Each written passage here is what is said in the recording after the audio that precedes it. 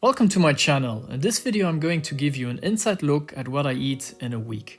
My diet is mostly plant-based, focused on wholesome, nutritious and balanced meals. As I'm doing intermittent fasting almost every day, I'm usually only eating 2 meals a day. Let's start with a cookies and cream smoothie bowl. For the cookies base, you will need 150 milliliters water or plant milk, followed by half frozen banana, 1 scoop of protein powder. I used cinnamon cereal flavor, 1/2 cup frozen blueberries, 1 tablespoon cacao powder and 1 tablespoon cacao nibs. Mix this all together in a high-speed blender or food processor.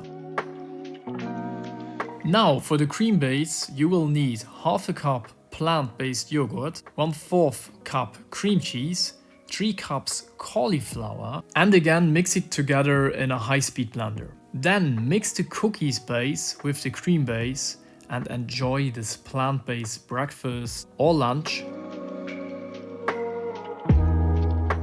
Next up is Chipotle taco bowl for dinner. And for this we are going to need some lentils and firm tofu.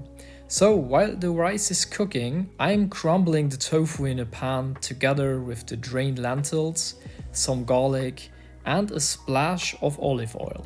To add some fragrance, I add the spices and let it cook for a few more minutes. Then I'm going to add some spicy chipotle sauce and some crushed tomatoes and let it simmer for a few more minutes. For the rest of the bowl, we're going to cut some tomatoes, cucumber, lettuce and avocado.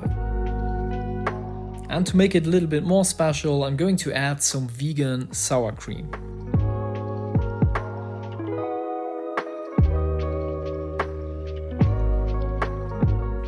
On Tuesday, I had one of my favorite go-to lunch options for this week, a gut-friendly chia pudding. To start, I usually add chia seeds with some plant-based milk and leave it in the fridge overnight. Then I add some coconut yogurt, vegan protein powder, some frozen raspberries or blueberries, which I usually heat up in the microwave, some granola, cinnamon, and some kind of nut butter.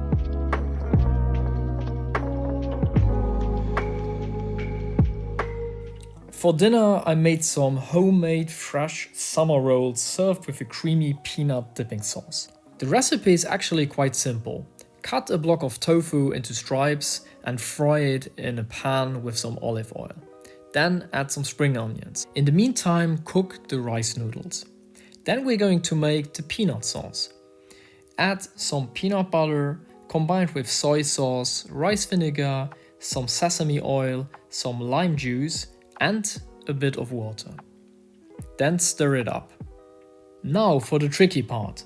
Fill a bowl of warm water. Dip the rice paper in the water briefly to soften. Then place it on a plate. Start rolling the wrap from one end and tuck it tightly over the top of the veggies. Fold over the sides and continue to roll. Set aside. Continue this process with the rice papers and the rest of the filling. When you're done, sprinkle your summer rolls with some sesame seeds and serve them with the peanut sauce.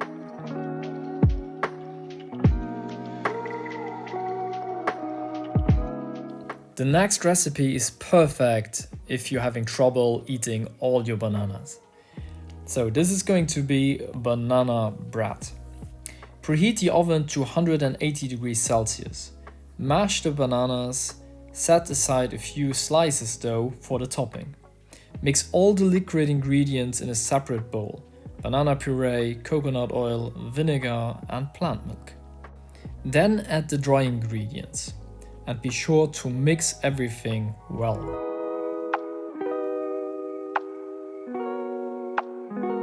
Fold in some chocolate chips, chopped dates.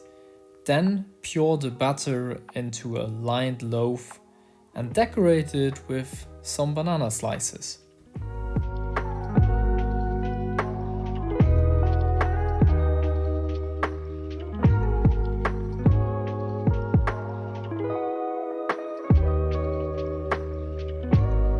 Bake for around 30 to 35 minutes.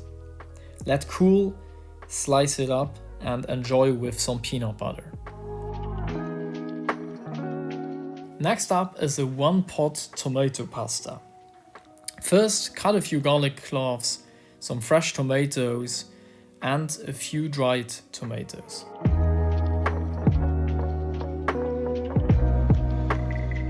Then take out a pot and you use some olive oil. Add the garlic, the tomatoes, and let it simmer for a few minutes. When done, add some tomato paste. You can also use some harissa paste if you like it spicy. Since this is a one-pot recipe, I'm also adding water into the pot together with some lentil and chickpea pasta and some broth. But of course you can use any pasta you like. This meal takes only about 20 minutes.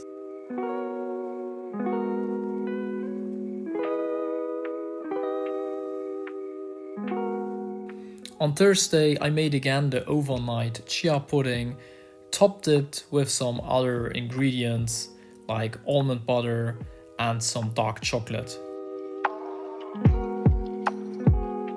For dinner, I had some quick one-pot red lentil curry with some vegan meatballs. For the meatballs, I simply used some vegan meat and rolled them together to make some meatballs. You can serve it with some rice or just eat it plain. In the evening, I made some easy lentil wraps with some homemade hummus. I didn't film the hummus, but you just blend all the listed ingredients in a high-speed blender and you're done. For the wraps, you're going to need uncooked red lentils, which you can find in any supermarket. Now simply add them to a food processor, followed by some water and salt. And you can optional add some other spices like oregano. Like a pancake, pour the batter into a saucepan and let it sit for around 2 minutes or until it can easily be flipped.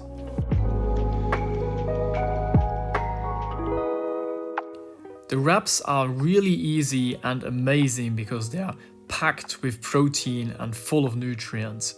And if you're really into it, you can always add some other protein sources, which will make these a really high protein meal.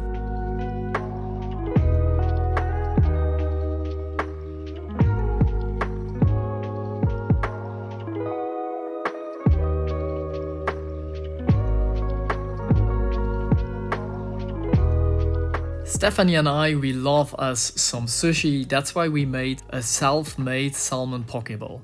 We didn't film this, but as you can see, it's only a handful of ingredients. For Sunday's dinner, I had a veggie bowl with some lentil patties. I also didn't film this recipe, but if you're interested in it, just let me know in the comments below.